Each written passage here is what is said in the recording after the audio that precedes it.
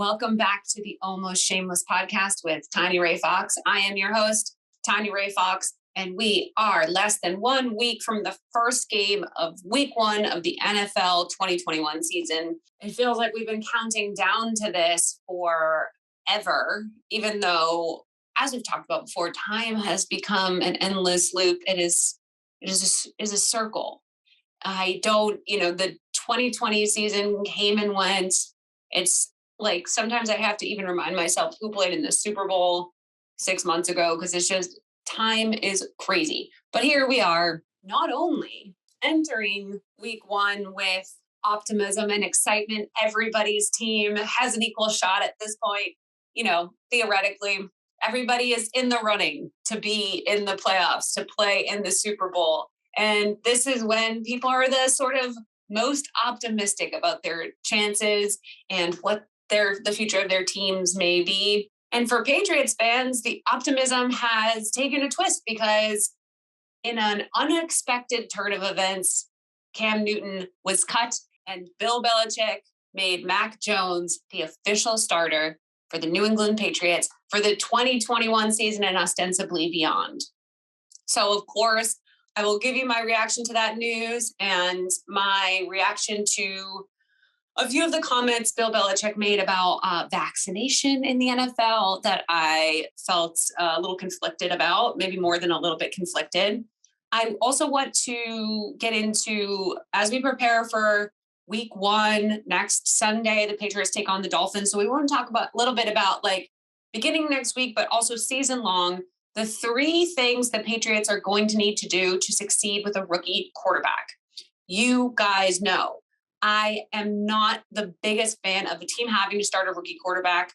However, as we've talked about, we were talking about what they would do even if Cam were still on the team, and if Mac was the vaccinated player, if he was going to start, what would that look like? I mean, we've been thinking about this for a while. So this is the reality we're going into the season with. It is not completely unprecedented for a team to succeed with a rookie quarterback. We know that, but there are some things that need to happen. It is not a question. Things that need to happen for Mac to succeed and help lead the Patriots to a playoff appearance, which is what Patriots fans want. It is what they expect. And it is certainly what Bill Belichick is going to aim for this season after all of the money he spent, after all of the success he has had with the young players on the team in preseason. And of course, with the sort of battle with Brady underlining everything that's been going on since Brady left the team, he's trying to succeed without Brady. And he clearly believes Mac is capable of doing that, or at the very least, he is hoping against all odds that he's capable of doing that. So we will get into the 3 things they need to do to make that happen. And the players and the units on the team that are going to be the most important to helping the Patriots get there with a rookie quarterback. And then as per usual, we'll close out the show with some fun thoughts. This week, we have more updated Jeopardy news and how it highlights the difference between canceling and cancel culture and public and corporate accountability by people in the public eye. So it's going to be Jeopardy related, of course, but there is a larger story to take away from all of that. And I want to get into that with you as well. But of course, as always, we're going to start with the big Patriots news. Cam Newton is gone. He is off the team. He is cut. Mac Jones is the starter, and he has the full support of the team and the coaches. And it's the Mac Jones era. It's Mac Jones season officially. This was a weird rollout of this news, right? If a few months ago someone had told you that this would happen, you'd be like, okay, that kind of makes sense. Obviously, Cam didn't look better. Obviously, things weren't working out. And so they're going with the rookie. That's why they drafted him. But considering the way things have gone throughout the offseason, into training camp, into preseason, it was surprising because Bill Belichick had reiterated multiple times that Cam was a starter. He had started him in each of the 3 preseason games, including the most recent one after Mac had impressed in that practice with the Giants. And after that preseason game, go back, look at all the columns and the tweets. For the most part, after that final preseason game against the Giants, despite Mac having a ton of reps and a lot of work in that game, there seemed to be this coming to terms with the fact that Cam would be the starter. And Belichick said it over and over again. McDaniels has intimated it. And although they are clearly very high on Mac, they keep giving Cam the start. Cam looks better. His arm is stronger. His footwork's improved. He looks more comfortable in the system. All of the things that we heard over and over again. And then before we knew it, he was cut from the team. I mean, this wasn't even, hey, we're naming Mac the starter, Cam's the backup. Like, that would have been one thing, but Cam's gone. Backup is Brian Hoyer as we speak. And it is not the outcome that anyone expected, regardless of what anyone tells you. There's going to be a lot of Monday morning quarterbacking about how this all went down, but nobody really expected it to go this way, especially considering the way Belichick spoke about the two quarterbacks heading into even the day before he was cut. So what happened? Well, there is there's a lot of credence to the idea that Cam perhaps didn't want to back up Mac. I have no idea. He hasn't said that, and no one has reported that he said that, but it does make the most sense because we know there's a competitive advantage to starting a vaccinated quarterback. And Mac is, if he's vaccinated, which by all accounts he is, based on the protocols and mask wearing situations and stuff like that, he is the safer bet competitively. And the more he starts and the earlier he can get into a rhythm, the better off he'll be as the season goes on. Cam was a liability. Obviously, we saw that with him having to be kept out of the facilities for 5 days because of testing mishaps. So competitive advantage, Bill Belichick never gives that up. He never gives up the opportunity for a competitive advantage. So it's very easy to just look at this and say, this is a guy who he couldn't 100% rely on, regardless of how much better he was doing in the offense, regardless of his veteran experience and leadership and all that stuff. There is this issue. It didn't seem to be a personality thing or an issue in a locker room or anything like that. That never came out. There was never any reporting that there were any major issues on that front. But Belichick himself has since downplayed the sort of at least personal importance to him about vaccinations. Now, I don't know if this was to avoid any eyebrow raising from the NFLPA. I really don't know. But his comments were a little bit eyebrow raising, and I want to address them in reference to this whole situation. So Belichick was asked about whether or not Cam's vaccination status played a role in him getting cut. And part of his response was, quote, "Your implication that the vaccination solves every problem has not been substantiated. The number of players and coaches and staff members who have been infected with COVID after being vaccinated is a pretty high number. I wouldn't lose sight of that," end quote. So first of all, no one's ever said it's a cure-all or that it solves every problem. But it is very, very clear that based on even just the league protocols, set the science and the medical proof that COVID vaccination vastly, vastly decreases your chances of getting sick and dying from the disease. The NFL protocols themselves make vaccination a much better option for any team. So this is clearly a more sort of moral, existential belief of Bill Belichick's than it is a reaction to NFL protocol. And it was the comments were really unnecessary and irresponsible because the insinuation that vaccination doesn't solve every problem sort of downplays the importance of vaccination in keeping a healthy team on the field all year and healthy people on the field and in your facilities all year. On Twitter, I compared it to saying that wearing a seatbelt doesn't solve all your problems if you get into a car accident. And it's like, well, obviously, but it is going to stop you from going through a windshield and potentially dying. And it is going to help you stay safe in a crisis situation. Could you still get hurt? Is your car still going to get smashed up? Sure. But there's a lot of benefits to it that are very obvious, which is why we do it.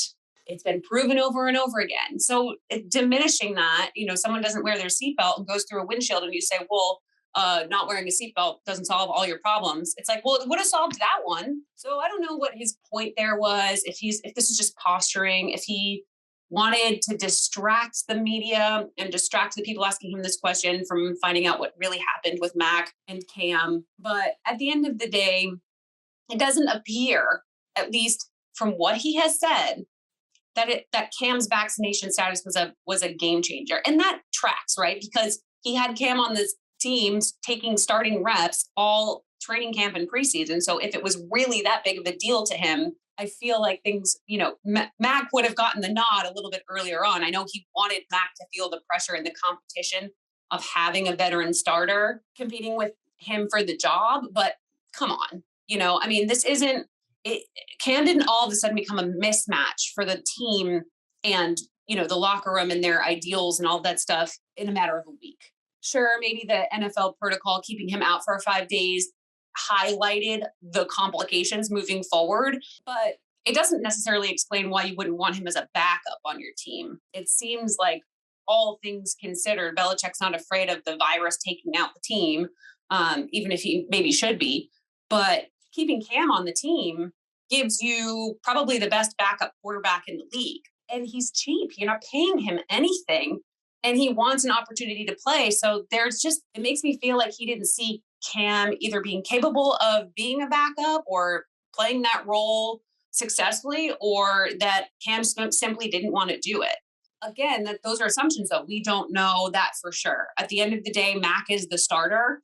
And it's great in some ways, because we're just going to get right into the Mac Jones era. We're going to start getting him. I know a lot of my followers disagreed with me in terms of wanting Cam to start because they wanted to see what Mac can do. They just want to get the rookie out there and start getting him the reps and start getting him the game experience. And he's going to get that now, regardless of what I would have liked to see. Like, that's what's going to happen. And rookies start games. Rookies start seasons. So here we are, and it's happening. And Mac, by all accounts, from everyone I trust in Patriots media, has shown the maturity and the ability to rise to the occasion emotionally and seems comfortable in stressful situations. And that is huge, of course. However, every single team with a rookie quarterback has limitations. Every single one. And we are talking about a rookie quarterback who is physically already limited. He has good pocket presence. He gets the ball out quick. He is generally accurate. I am not saying he is not a good quarterback or that he can't succeed in the NFL or that anybody has to be supremely mobile to succeed in the NFL. A lot of the best work that Lamar Jackson did in his MVP season was from the pocket. Surprisingly good thrower. Patrick Mahomes is mostly doing work in the pocket, moving around in the pocket. He's not a running quarterback. Even Josh Allen, a lot of what he did last year to really rise to the next level was work within the pocket. So obviously Mac has the capability to do that. However, his physical limitations are there. He is not the biggest guy. He does not have the strongest arm. He is not fast. He is not mobile. Okay, doesn't mean he can't be great, but there are limitations there. He will be a game manager early on as a quarterback. That is fine. And he will develop as that goes on. But rookie quarterbacks with physical limitations are going to need specific things from their team. And that's what I want to get into with you now. There are 3 key things that I see the Patriots needing to have in order for Mac Jones to succeed as a rookie quarterback, and more importantly, for the Patriots to succeed with a rookie quarterback. The first one is that the Patriots defense has to be elite. Elite, not good, not above average, elite. This team has to be one of the best defenses in the league in order for Mac Jones to probably make the playoffs, but certainly in order for the team to win a playoff game. Here's a little bit of the recent history of rookie quarterbacks in the NFL. Since 2000, 12 rookie quarterbacks had 12 plus starts with an 85 plus passer rating, and 5 of them led their team to the playoffs and a winning record. These are the 5. Robert Griffin III, Russell Wilson, Dak Prescott, Matt Ryan, and Big Ben. Okay, so what all of those guys have in common that Mac does not is extensive starting experience in college. 41, 50, 49, 40, 38 games starting. All of them with at least 1,150 pass attempts in college. Okay, Mac Jones played 30 games and had 556 passing attempts in college. He is not of the same type of rookie quarterback that those guys were. So we kind of have to say, all right, what are the expectations for this guy as a good to potentially above average passer as a rookie, with the limited amount of experience that he has in college compared to the other guys who really succeeded. So then you look at some other quarterbacks that have made the playoffs in their rookie season who either weren't as prolific in college or had less impressive rookie seasons personally, but just ended up making the playoffs. So in that group, we look to Andrew Luck, who, of course, he didn't have an 85 passer rating his rookie season, but Andrew Luck. Andy Dalton, Mark Sanchez, and Joe Flacco. And of that group, Luck, Dalton, Sanchez, Flacco, Big Ben, Matt Ryan, Dak, Wilson, and RG3. Of that group, the two who won playoff games in their rookie season, Big Ben and Mark Sanchez. Something they both had in common were elite defenses. When Andy Dalton made the playoffs as a rookie, he had the number 4 defense in the league.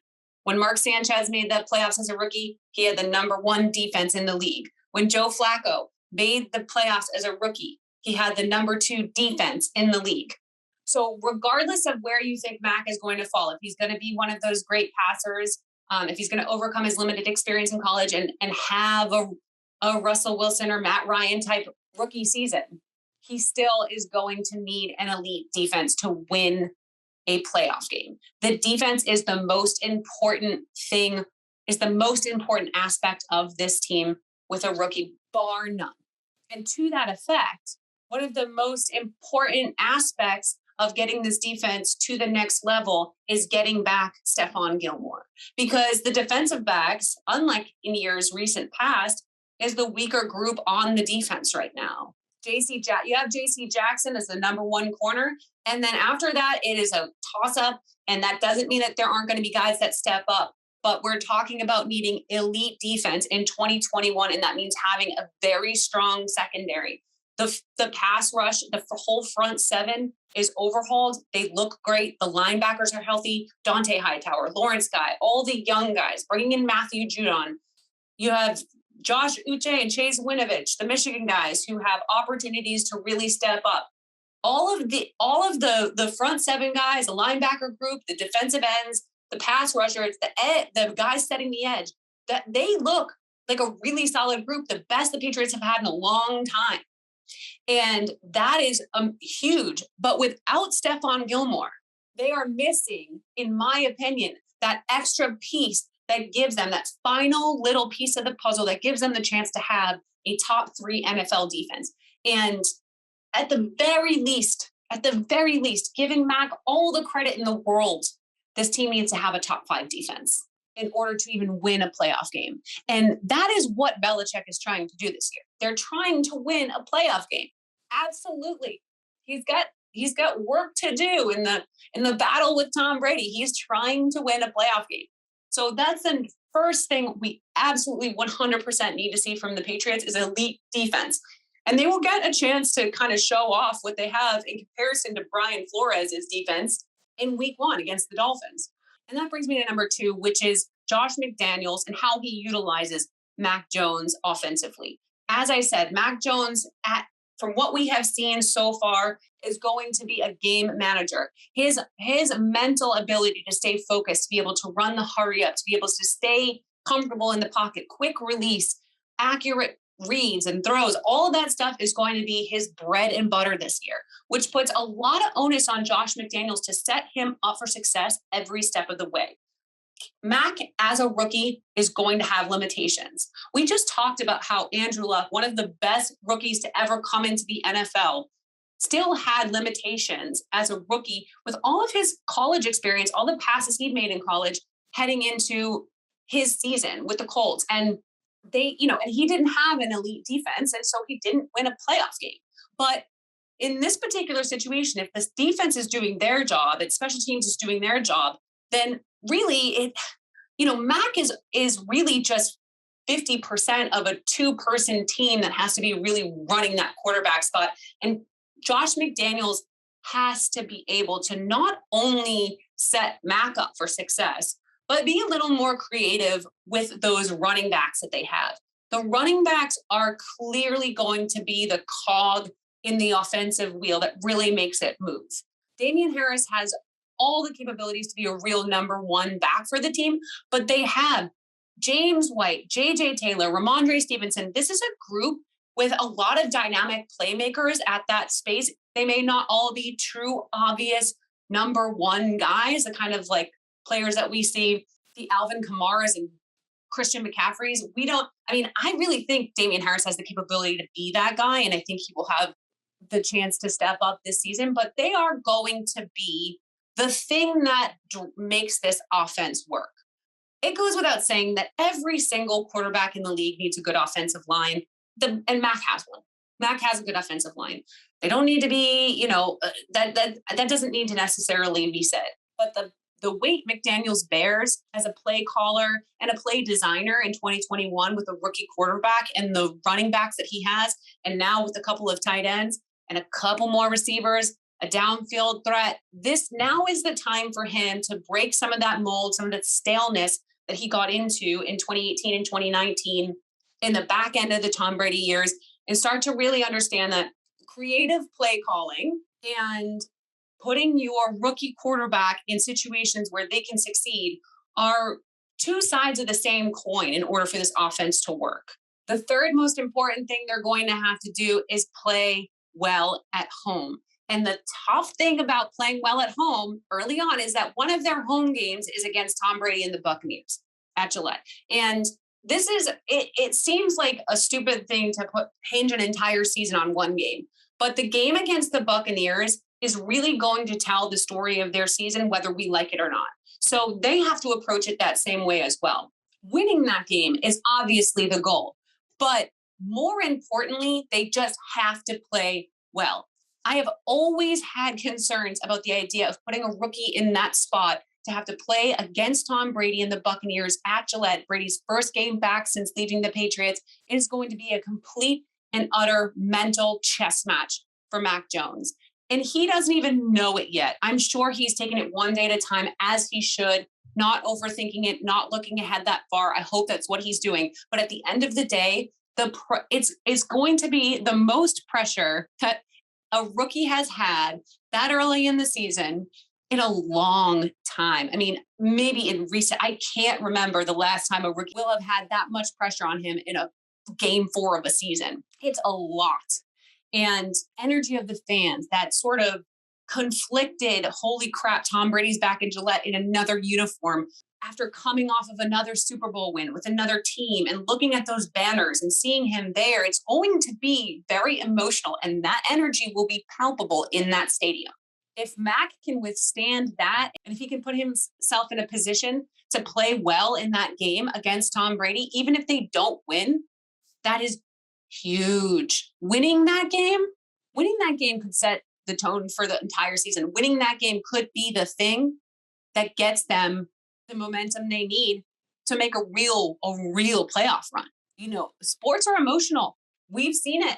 You can't be a Patriots fan and have watched some of those games. Super Bowl 51, momentum, emotion, preparedness, that kind of stuff carries you a long way.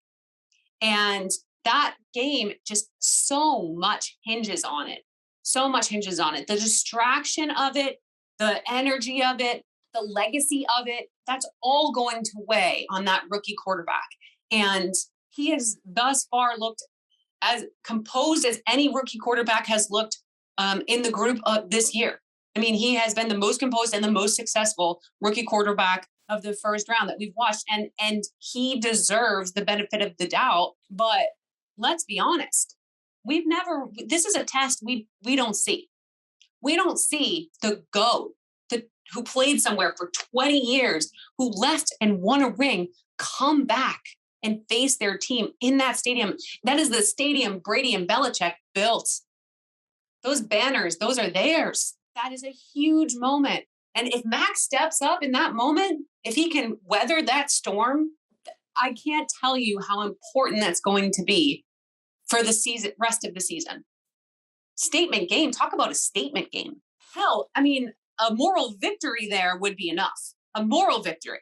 Hanging in there against Tom Brady would be enough. Winning it, I can't even think about that right now. Winning that game, I can't even think about right now. Even a moral victory, Mac looks good, plays well, does his best, defense does their best, and they just get edged out. Okay, I'll even take that. But a real victory, that's a game changer. That's a season changer. That's a potential legacy changer. Don't underestimate what that game is going to mean, not just for the team record, 2-2, 3-1, whatever, but for the rest of the season and for Mac Jones' growth and mental fortitude as they progress on. I am telling you, those three things will be the most important aspects of this season for the Patriots. Bill Belichick has never started a season with a rookie quarterback in his time with the Patriots. The Patriots haven't really truly started a rookie quarterback for a season since Drew Bledsoe. This is completely uncharted territory. There are many NFL fans who weren't alive when they last did this. So, knowing that Mac can't do everything on his own, you start with the defense. They are the unit with the veterans and the young talent and the free agents that are really clicking the most. And they do have Stephon Gilmore there. Belichick has got to figure it out with Stephon. Then you go to Josh McDaniels, and he has got to step up as a play caller and a play designer for that rookie. And then that Week 4 Bucs game, it's all building to there, and it's all going to build from there. Okay, and before we go, I want to talk a little bit about Mike Richards. We've talked about him before, the Jeopardy executive producer who was named the host and then withdrew from the competition because everybody was, of course, incredibly skeptical of how that all went down. And it came out that he's kind of a scumbag, has said some pretty crappy things in the past. People just didn't like him. They didn't connect with him, and he lost his opportunity to host the show. However, he was originally going to be kept on as executive producer of both Jeopardy and Wheel of Fortune. That has since come to an end. Sony announced that he will be removed from both of those positions and replaced with a longtime veteran producer in the meantime. So we are Mike Richards free over at Jeopardy. It is official. The report came out that there had been internal meetings and people had gone to Mike Richards to express their concern about the way things had been handled. It became very quickly clear to Sony that the setup of having this guy, this controversial executive producer who basically gave himself the hosting job, was probably not going to work as they look for a new host and still run the show. Of course, that wasn't going to work. The thing about this story that intrigues me the most, and the point I want to make about it, is that it's a really great example of the difference between cancel culture and accountability. And I think that they get conflated a lot. A lot of what we honestly observe as cancel culture, as that like quick to judge, this person sucks because of one thing they did thing, is mostly exists on social media. And sometimes that can drive companies, employers, whatever, to take action against people. But for the most part, a lot of it is just like people on the internet have now decided they don't like you. And so they have canceled you. But there's very little consequence to a lot of that for famous people. Not being liked for a few months or being, whatever. That's just not it. Call it canceling, call it whatever you want. But this specific situation is kind of like that perfect mix of social media outrage and fan outrage combined with legitimate accountability from the people involved, the people at Jeopardy, the people at Sony, people who didn't want to hold this man accountable. But through really good reporting, real outrage and concern from fans, real outrage and concern from coworkers and people at the show, that combination created a situation where somebody was removed from a position they didn't really deserve anymore and that they weren't qualified to do. And I just wanted to point this out because it's better for Mike Richards that he is removed from this equation and in this situation. He was never going to be able to do that job effectively after everything that had gone down. He's being held accountable for past actions he was not held accountable for, including the things he said on podcasts, including the way he treated people at prior shows he worked for. They removed him from a situation he was not going to be able to effectively work in. They have given Jeopardy a second chance to get this right post Alex Trebek.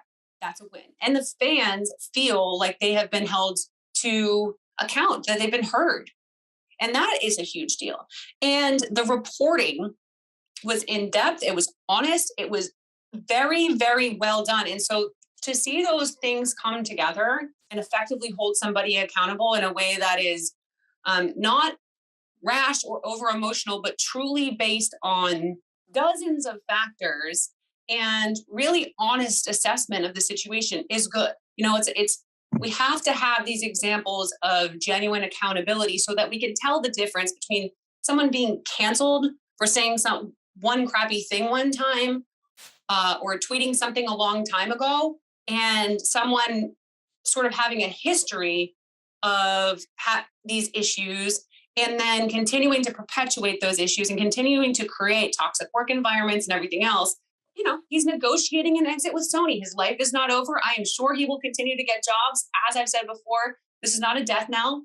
He's just losing these particular jobs for good reason. And that's always a good sign to see how this can play out effectively, how we can hold people accountable effectively, and how it takes a village to do that. Unfortunately, we don't live in a world where successful white men are frequently held accountable. So these are the types of things that need to happen in order for that listen, Sony was going to fight it. There was a lot that had to go down for this to happen. And, if we want to really hold people accountable and we really want to see change, yelling and screaming on the internet is only going to get us so far. Real thoughtful exchange about the issues with these people and really digging into what it is that's going on and why it's not okay. That is like the best thing that we can do in these times. It's the kind of stuff that Ronan Farrow has done with his reporting during Me Too and things like that. And this is another step in that direction, in a different way, creating accountability in workspaces from people who abuse their power. So I just want to say, I think that it's a good outcome for everybody, because we're not seeing someone have their life ruined. This is going down very cordially. We're seeing a show that we love continue to get the treatment that it deserves, and the host search and the executive producer search that it deserves.